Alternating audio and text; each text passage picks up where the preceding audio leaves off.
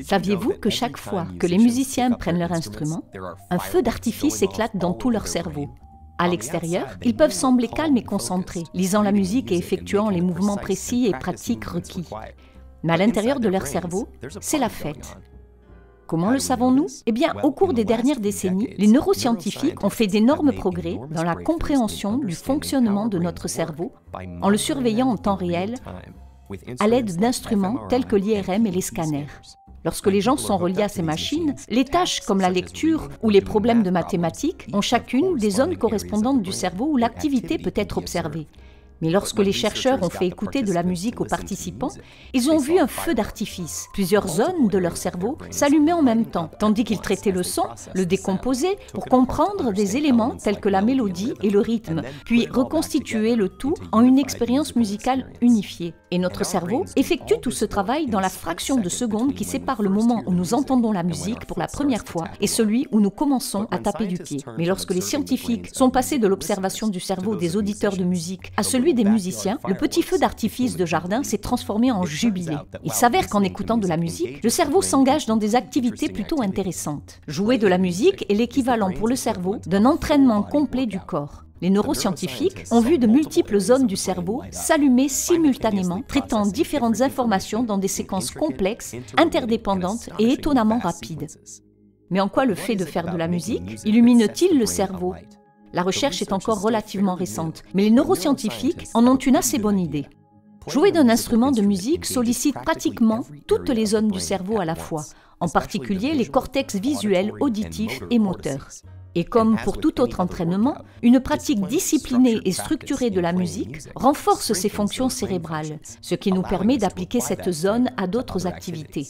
La différence la plus évidente entre écouter de la musique et en jouer est que cette dernière nécessite une motricité fine qui est contrôlée par les deux hémisphères du cerveau. Elle combine également la précision linguistique et mathématique dans laquelle l'hémisphère gauche est plus impliqué, avec le contenu nouveau et créatif dans laquelle l'hémisphère droite excelle. Pour ces raisons, on a constaté que la pratique de la musique augmente le volume et l'activité du corps calleux du cerveau, le pont entre les deux hémisphères, ce qui permet au message de traverser le cerveau plus rapidement et par des voies plus variées. Cela peut permettre aux musiciens de résoudre des problèmes de manière plus efficace et plus créative, tant dans le cadre scolaire que social. Étant donné que la création musicale implique également l'élaboration et la compréhension de son contenu émotionnel et de son message, les musiciens présentent souvent des niveaux plus élevés de fonctions exécutives, une catégorie de tâches interdépendantes qui inclut la planification, l'élaboration de stratégies et l'attention aux détails et qui nécessite une analyse simultanée des aspects cognitifs et émotionnels. Cette capacité a également un impact sur le fonctionnement de nos systèmes de mémoire. Et en effet, les musiciens présentent des fonctions de mémoire améliorées, créant, stockant et récupérant le souvenir plus rapidement et plus efficacement.